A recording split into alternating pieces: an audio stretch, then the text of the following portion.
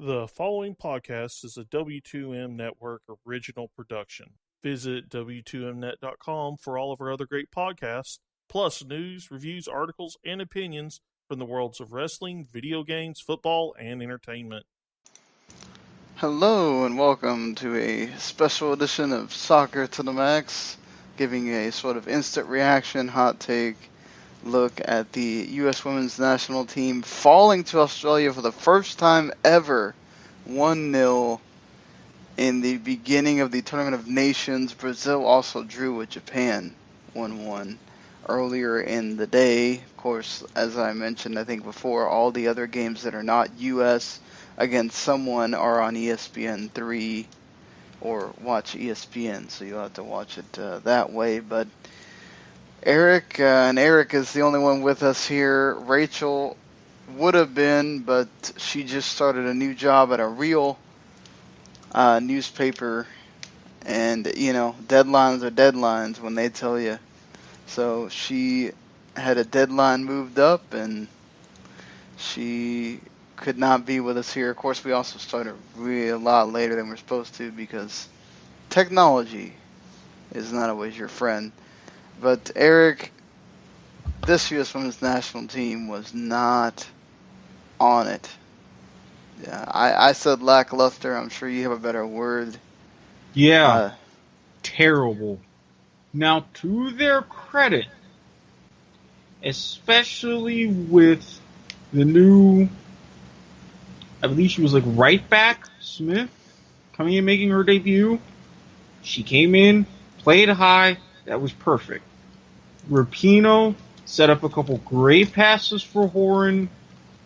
So build up, perfect. The aggression, even with the tackles, everything for the first 15 minutes, perfect. Australia, they got extremely compact whenever the U.S. got even close to the 18.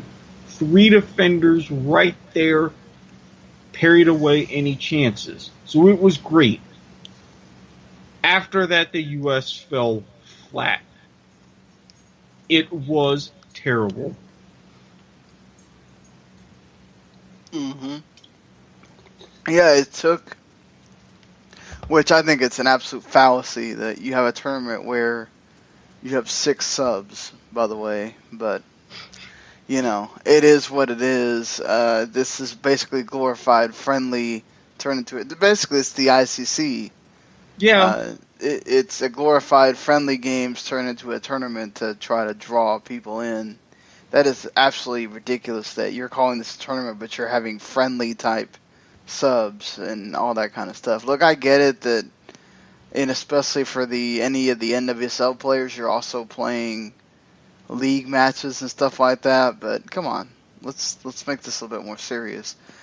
Anyway, that being said, you know, they were really, Australia were just staying in their lane, staying not just organized. They were not really letting the U.S. run rampant everywhere.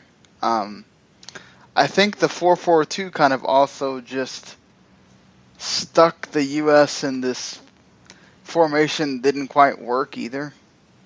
No, you could tell that it didn't because it got the U.S. off their game of being direct, which they're much, much better at, don't get me wrong. And I would have thought that even with the subs coming in, they would have made some sort of adjustments, but whenever they went out wide, their crosses were easily handled, and it got kind of sad. Yeah, I mean, and credit to Australia for not changing who they are. They were attacking. They were going forward with their 3 attackers. No fear at all, depending on, you know, regardless of who they're playing here. And it's crazy to think, like, this is a team that's never beaten the U.S. before, because they sure came out as if they were not afraid of anything. And it showed, I think. It showed on both ends. The defense was, for the U.S., was sort of, you know, they had to play bend but don't break for a lot of that first half, and then the goal that happens was just absolute, like, Becky Sauerbrunn pulls a Kellen Acosta, basically. Yeah, the And defense lost their shape entirely, and I'm like, okay, then there's and that, you, and a you get the terrible poacher clearance. goal. Yeah, that. Oof. I just couldn't. To me, I just couldn't understand that. It's bad enough that Australia put you in a dangerous situation, and as you say, credit to them for creating that dangerous situation, but you had to do better. You had to do better. Yeah, I didn't think we got, I thought Lindsay, like you said, Lindsay Moran looked good for sort of making, not being a regular. And Mm-hmm. I don't know if you want to give Jill Ellis credit, or if you want to say maybe it was too much changing around of the starting 11, and then basically having to call in the reinforcements at the end and bring on all the veterans. Yeah, it was way too much tinkering. I mean, I get it, since this is branded as a tournament. You want a lot of your younger generation and some of the newbies to come in and have a big tournament experience, but have them come in off the bench rather than starting, because while there's great individual play, there was still very little as a team. And that's to be expected when you're playing a group that really hasn't played together much. Like you said, Mm-hmm. I thought Taylor Smith looked good. I thought Samantha Mewis had her moments. Kristen Press, to me, didn't do enough. And I don't know if it's she wasn't getting the service, or... But There was a little bit of service, and there were key moments to where she puts the ball away. She has it right in front with a shooting opportunity, but she took too long to shoot.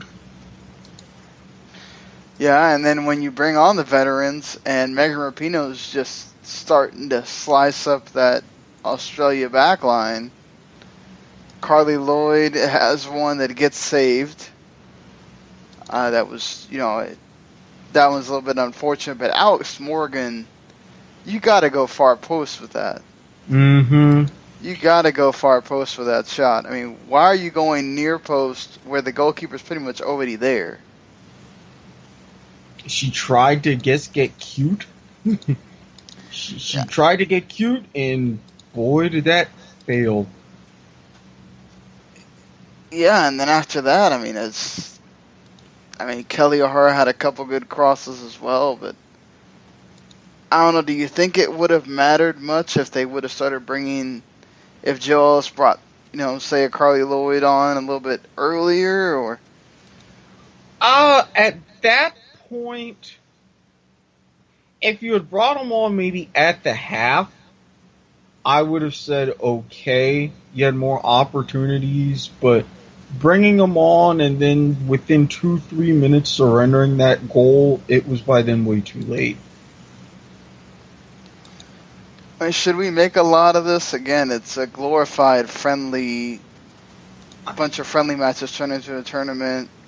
This is their third loss on home soil this year now. I mean, obviously France and Germany much different than on Australia, which Australia is an improving squad, and I think they showed it in this game that they are getting much better.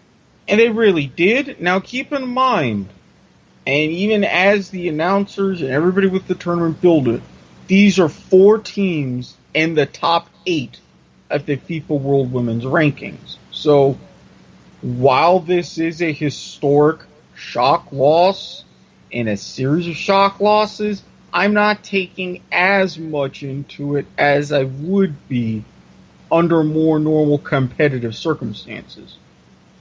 Because let's face it, these tournaments, they're great. You get a lot of exposure, especially now with everything going on with the NWSL. But at the same time, they're also using these tournaments to fill out a domestic schedule, get women these very well-deserved games that they can play, so that way there can be all this tinkering and stuff going on. At this point of a World Cup cycle, I'm not panicking. If this were later on, I would be. Yeah, and I think that's sort of what Jill Ellis is trying to do here. You still got 2 years until you have a World Cup. Mm-hmm. Right? I mean, none of this really matters for the U.S. You want to see them win games. I think a lot of people are just kind of upset that for the way that they played. And I think you got to say a lot about that, right? That the energy was lacking. For billing it as a tournament, it looked like the U.S. considered it as a friendly. It really did. And I don't know if that's a flaw in organizing the tournament, a flaw in organizing the rules, but what you're trying to generate and what's really there looks like polar opposites, at least from the U.S. perspective. Yeah, it's just, that's the thing, right? It depends on how you're feeling about this. Do you think the women should have won and should have won comfortably, or are you looking at it as hey, this is, what this is, and I'm glad that they went out and put an experimental team out there, and they got to test out the youngsters. I mean, I would say a win. It didn't have to be a comfortable 3-4-0 or 4-1 win, but I would like to see a win. I mean, at the very least, with some of the youngsters and with how the team was set up, I wouldn't have minded a draw. But neither of those things happened. So, I didn't have terribly high expectations, but I had higher expectations than this.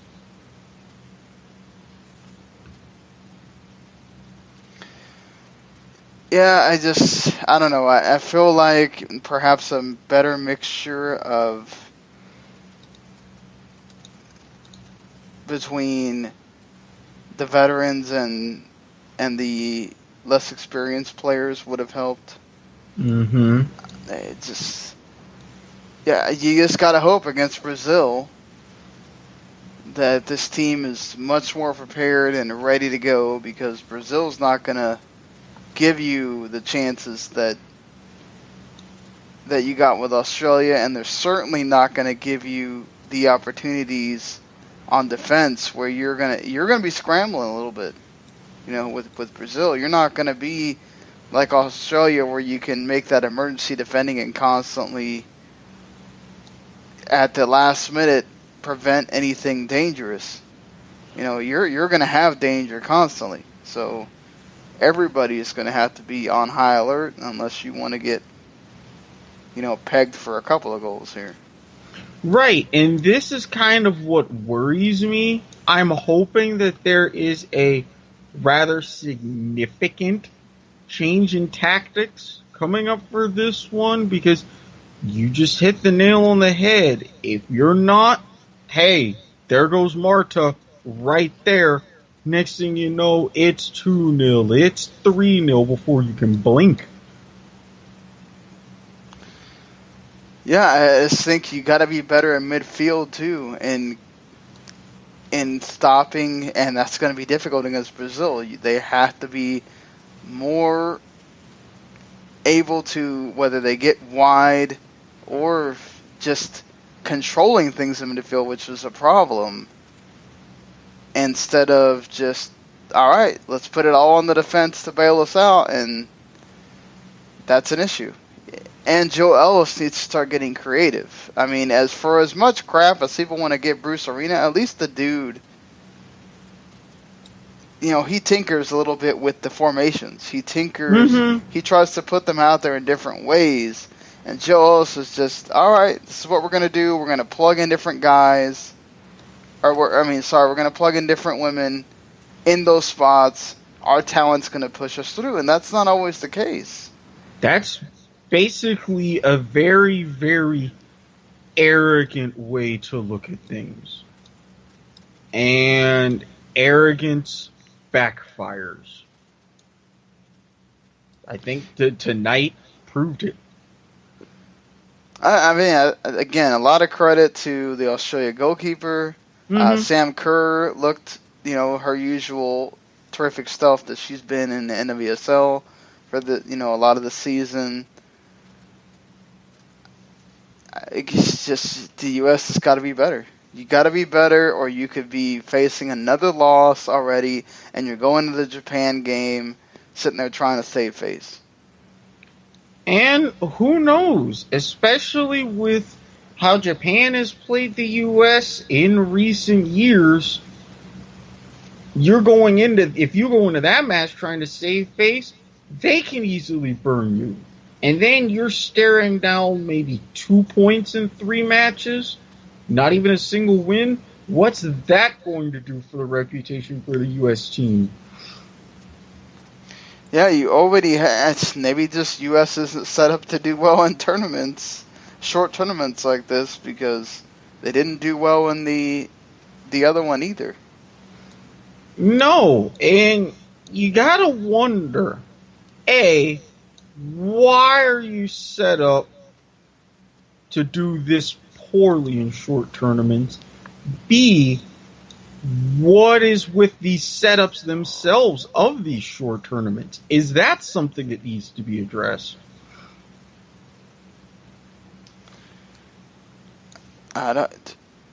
Perhaps, but I think it's just a different way for them instead of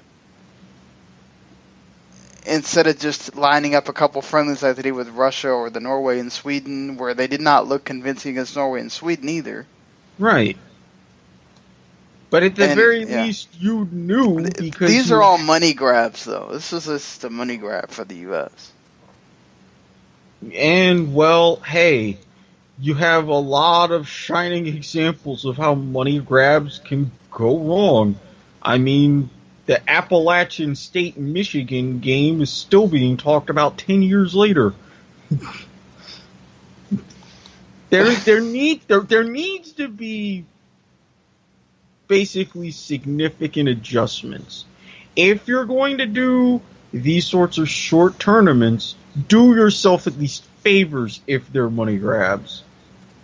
Otherwise, restructure your domestic schedule.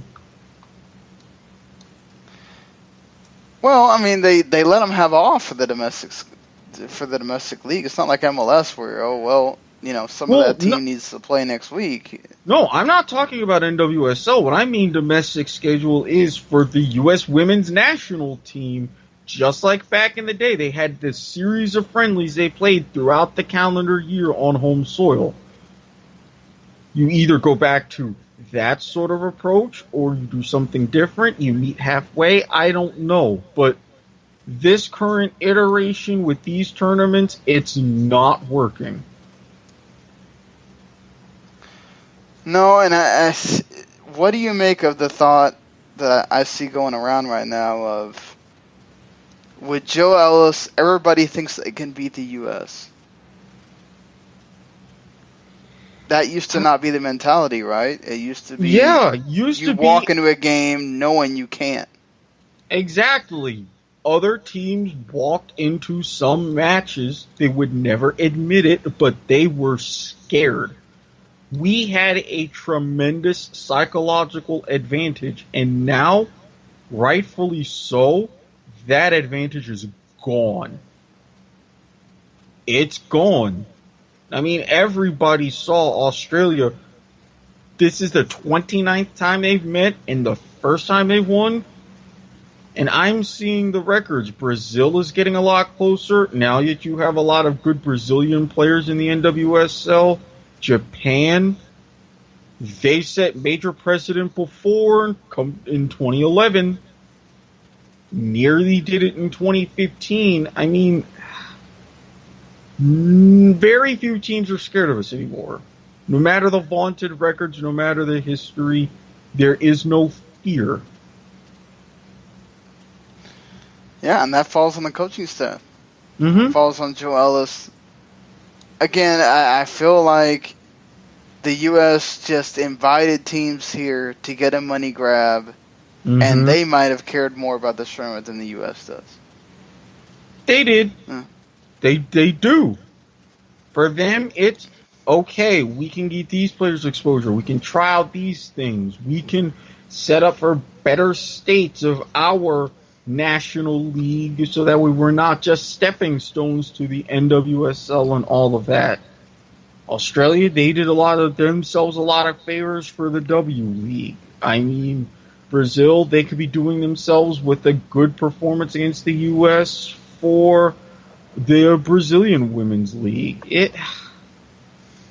It's helping them more than it's helping us.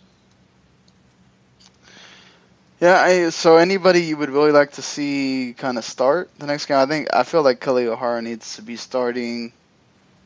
She provides a lot for them. I agree kind of with Rachel. Maybe she doesn't need to play right back. Maybe put her in the midfield. Mm-hmm. I mean, I like Smith at right back, so that way you can make adjustments for the midfield. Shame Roosevelt isn't available, because I can only imagine the boost she would have provided for this. But other than that, I've got more questions than answers based upon what I saw tonight. Yeah, and I feel like there's only a certain amount of standouts that are here. Maybe you need to take that going forward. Stick with the ones that played well, like a Megan Rapinoe. Mm-hmm. Like a... why can't I remember her name right now? Taylor on the right back side. Taylor Smith. Yeah, That's Taylor's the one. Just... and a few others, and then bring in some more of the veterans and just mix the team around a little bit. Yeah, take advantage. If you're giving yourself 6 subs for a match, use them wisely.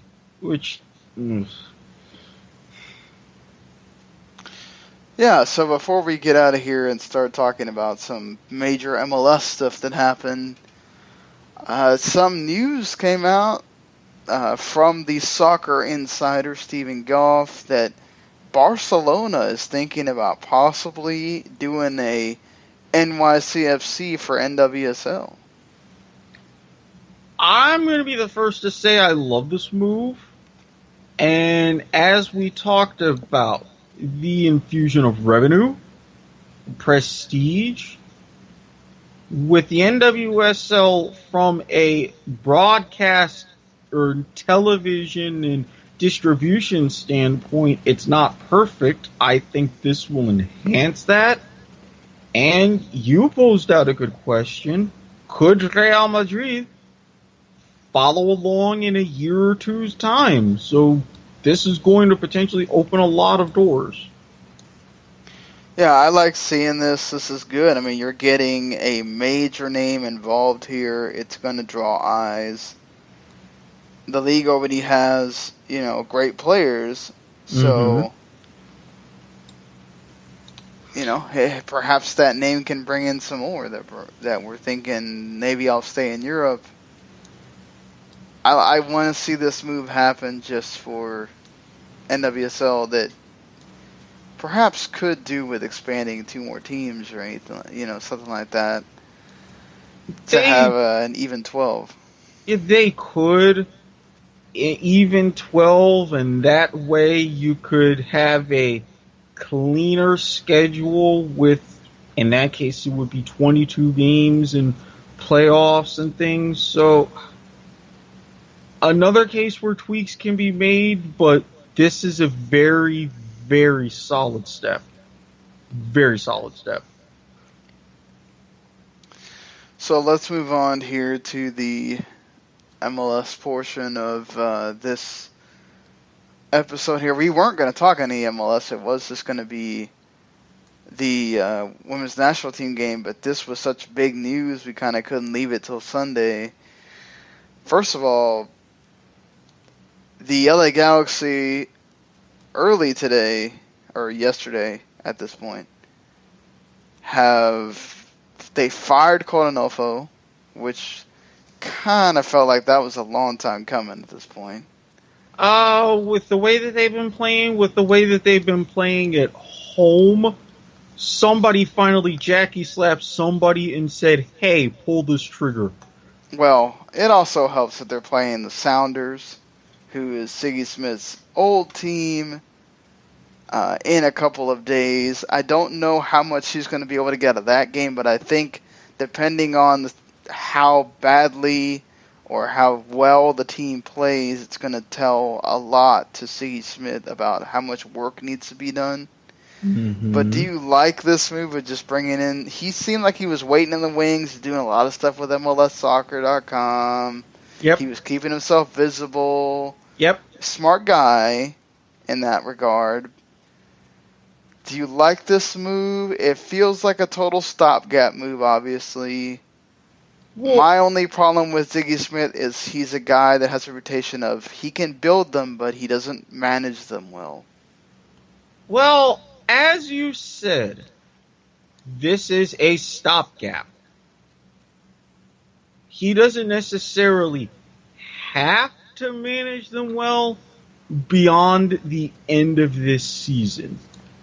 And I think really the offseason is going to determine, okay, what can you do for the short term for us to give you a full season in charge? Well, that would make the playoff. And this is it. If they make the playoffs, then okay, we're going to give you another year, and they would take it on a year-by-year basis, not keeping him forever, obviously. But they would want to at least bide some amount of time before they can get that next permanent solution. Especially with what happened to with their future derby rivals. Yeah, I mean, what do you make of the whole... It felt like Curt Onalfo was there to try to get the best out of the Galaxy 2 players and the academy and all that stuff. And then here comes Chris Klein to talk about this, and he says that was never the idea. It was to use the veterans and then bring in some of the kids, but not make it a Arsene Wenger situation or whatever. I just feel like it's got to be one or the other. You don't just decide that, all right, we want Curt Onalfo to really get the best out of the young core that we have, but then we're going to say it was never about the young core. That seems like contradictory. Well, and I've dealt with this before, even with my hometown NFL team, when one part of the team, the front office, is saying the idea of, okay, let's build for the future. And then on the field, your coach, your manager is saying, okay, you've got to win now. Or it's vice versa. Those diametrically opposite messages mean multiple people get fired. Not right away. Right, but isn't this on the management, though? They didn't give Curt Onalfo the players to win now. And this is what I'm saying. He's really the scapegoat, and that's why I say multiple people are going to get fired. I really don't think if this kind of thing continues that Onalfo will be the last to go. Well, they're not going to take responsibility up top right away, but fans are going to put enough heat on them. Well, they're not going to fire Sigi Schmid till the end of the season unless he absolutely bombs out or whatever. I'm not even talking about Sigi Schmid. I'm talking about front office. Coach goes, then you have a different coach or manager in this case, and then if things still don't work, you go up the chain. Yeah, whoever the technical director is or the GM or... Right. And, I mean, perhaps there's a little bit of pressure because there is another LA team coming into town. They wasted no time in making sure to usurp the Galaxy news themselves by announcing a rumor that we had talked about on one of our first shows Bob Bradley to LAFC. Mm-hmm. It happens. It is now a done deal. The former U.S. men's national team coach, former coach of Swansea City, comes back home to MLS after coaching Chivas USA when they were expansion side. And, they don't have any players on the squad right now, other than some, some USL players that are signed or whatnot. But Bob Bradley now has a Herculean task ahead of them of putting an expansion side together and seeing what Atlanta did and trying to replicate it. And that's not easy. No, and I'm going to say right now, he's not. I think he'll come close, but I like the fact that LAFC is saying, okay, we've got this, we know these people, this is what we have to do. They're already, as you say, winning the media battle. They're already trying to set their identity before they take the pitch to see, okay, this is where we're going to go. This is a team that just knows how to work. Yeah, I think it just comes on what Bradley wants to do. There's already talk of LAFC going after Michael Bradley. Obviously. Because nepotism just never dies, apparently. So... Hey, I mean, it wasn't too terrible with the national teams. And I mean, yeah, you don't want it widespread, but I mean, you do have to acknowledge some benefits whenever you can. Well, I mean, let's not beat it. Michael Bradley is a fantastic player in MLS. So, his father trying to go get him is not a total stretch. No. But, you're going to have to go find your DPs soon enough. I think you need to go sign them first or figure out what you want the identity of your team to be, and then where to build your expansion draft, where to build your, the draft picks that you make, and then any other kind of signings that you decide to make with the money that's there behind LAFC. There's a lot there. A lot of it. Yeah, there's a lot of it. I think as long I trust that Bob Bradley will have an idea of what he wants. The ownership group is obviously probably going to be willing any kind of big move. At one point there was some whispers of David Villa was trying to get Andres Iniesta to come to MLS. Could he be someone that LA perhaps tries to woo? They already tried to get Andres Guardado. And they tried to get Chicharito. Both of those did not work out. Yeah, I wasn't expecting Chicharito, and I would have been super pissed off to see Andres Iniesta in MLS for a variety of reasons. Stop hating. It's very, very painful flashback to 2010 and Twitter. Anyways, aside from that, as weird as it sounds, LAFC, they are taking the approach of saying, okay, we know the LA market. We know where the Galaxy are. We know the celebrity names we have, and we know the money that we're backing here. If we want to give ourselves a chance of taking over this town and on the level of soccer, we've got to go big, or we've got to do at least something significant. Initially, They tried going big, didn't quite work. Now they're seeing, okay, Galaxy are in a down moment. Can they stay down for long enough to where we can take advantage our first season?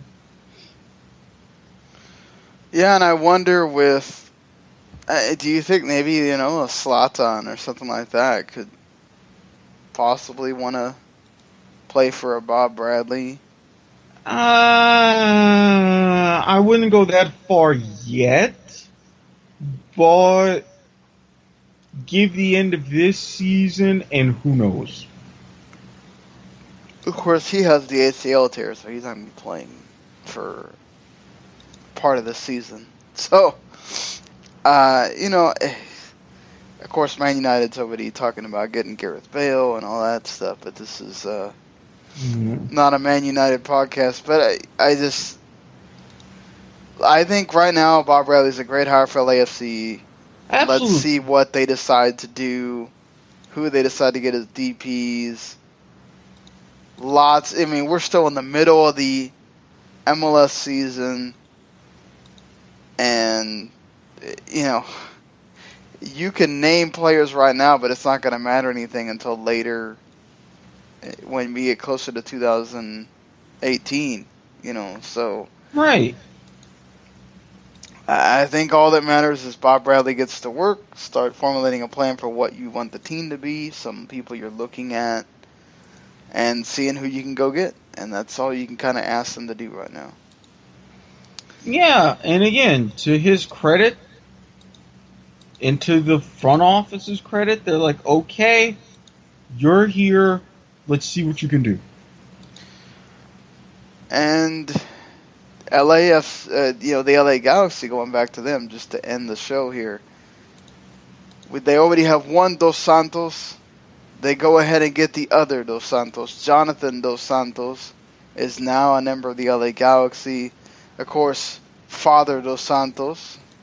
He likes to make sure both of his kids are playing for the same club because, he has that power. He's a little bit of the LeVar Ball of MLS. Except he doesn't give a crap about terrible shoes. Maybe not. But I just feel like, look, he's not a bad player. He's actually a good player. He could fill a role. It's just, man, you got a lot in that midfield. You got Sebastian Lletget. You got João Pedro, who you paid a bunch of money for. You got Jermaine Jones still. I don't know that he's going to take too kindly to sitting there for Jonathan Dos Santos. He's already not getting a spot on the national team. I would say this is like an embarrassment of riches, but it really isn't. It's just crowded. Yeah, but you got problems you need people that can score. Yeah. And you have problems with your defense just leaking goals. Where's the connection here? Yeah, how is this going to help? Because, the midfield is about the only stable part of the pitch that's going on right now. Adding to the midfield, unless you're trying to experiment with different players playing different positions, which, should you really be in that mode given the situation you're in? I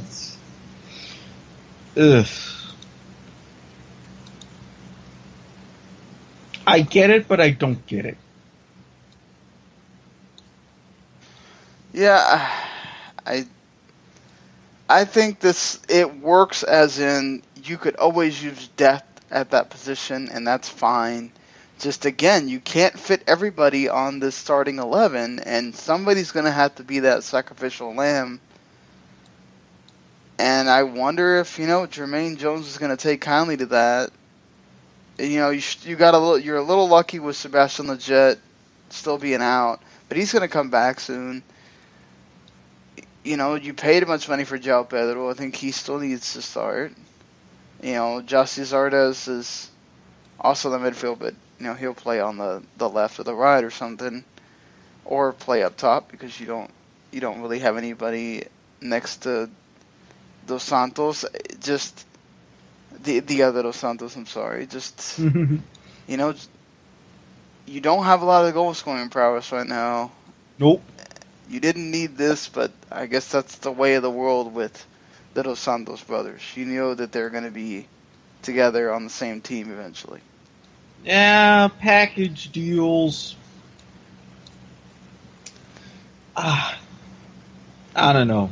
I want to see it work, but package deals are package deals for a reason. Yeah, so a lot to look forward to on the weekend for MLS. You got Dom Dwyer probably debuting. against Atlanta, and you have Sigi Schmid coaching against his old team.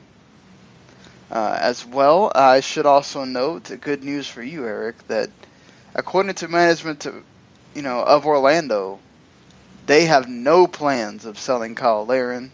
Woohoo! And they are going to try to get one or two more players before this transfer window closes. I don't know how they make I don't know how the money factors into all this to be able to afford both of them and to bring in more players, but I'm not terribly ambitious about them bringing in other players before the transfer window closes, because, I mean, what was the number? 1.6 million in allocation? Well, 700,000 of that is future. It's not being paid right now. So, however, I think about at least 200,000 of that is if Dom Dwyer steps on the pitch once. Exactly. You may say, oh, it's future. Hey, I'm looking at it as, holy crap, I gotta budget that now. Well, I mean, they do have to budget that, but what I'm saying is that's the plan. It doesn't mean that it always works out that way. But, I mean, that's talk about having two prolific strikers as a partnership there. Hey. Maybe they can get that home cooking back. And again, maybe this will teach Rivas, these are people who can score with the ball when they get it. You're not. Keep him on that flank. That's where he needs to be. Exactly. So, all right. I mean, all we have to do now is continue to be excited about what's coming up here with MLS, and which that I think is, yes, it's Saturday. All the games are Saturday, and then there's a lone Sunday game. The United States women's national team, of course, Atlanta and Orlando get things started at 4:30, and then it ends at 2 o'clock Eastern time on Sunday with Toronto and NYCFC. That game is on ESPN, along with the Galaxy Seattle game, which is the last game on Saturday night. And then you go into the All-Star game there. You get the MLS Homegrowns and Chivas on Monday, and then you get on Tuesday the MLS All-Star game.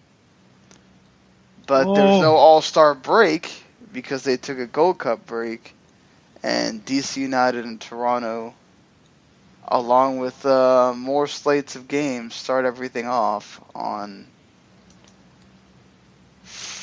well, it would Saturday, be August 5th. So yes, that's Saturday, Dawn, because somebody doesn't know how to plan breaks properly. Well, I mean, they did get 2 weeks off for the Gold Cup, so you're going to give them another break that quickly? Yes. Not to mention, you didn't even really take the full 2 weeks off, Dawn. God. Poor Don, he never gets a break from I can't say I can't say never, but rarely. But all right, hopefully you enjoyed what we talked about here. Do you agree or disagree with our assessment of the U.S. Women's National Team and their first Tournament of Nations game? Did you watch the Brazil-Japan game? You can let us know about that. I'm going to try to go back and watch it just to get us ready for the U.S. and Brazil on Sunday. We will be back with a doubleheader on Sunday. We'll have this should be an instant reaction sort of game, sort of podcast for the women against Brazil. Rachel will be on to talk about that. And then we will do our regular show right after, talking about MLS.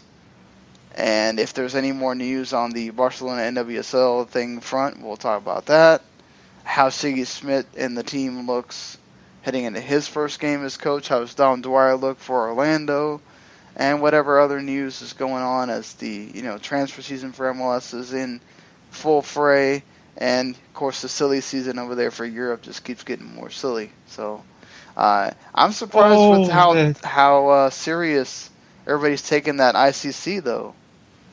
Well, that's because, you have other You don't have any other real prestigious tournament, and with all these talks, you can call it the silly season, but this year, everything going on with Neymar, and before that, Ronaldo, and United making these moves, and what's happening with Italy, it's like, hey, everybody's rested, everybody's gearing up, so it's like, come on, let's go. We have to prove XYZ team wrong. Well, also, World Cup year. Everybody's jacked up because you want to do everything you can to try to try to make that impression, Yeah, try to get those last qualifiers because UEFA World Cup qualifiers are winding down. Some teams only have like 2 matches left, so yeah, clock's kind of ticking. Robert, don't they have the playoff later too? Well, true, but even then, that's only for the second place team. So you don't make the second place team, and even then, if you're the 9th best second place team, goodbye, good night. Right. So you include that playoff, it's like, okay, 4 matches. That's it. Well, that's going to do it for us here. I will be back on Sunday, like I said, with a doubleheader. Until then, see you later, everybody. Peace. The following podcast is a W2M Network original production. Visit W2Mnet.com for all of our other great podcasts, plus news, reviews, articles, and opinions from the worlds of wrestling, video games, football, and entertainment.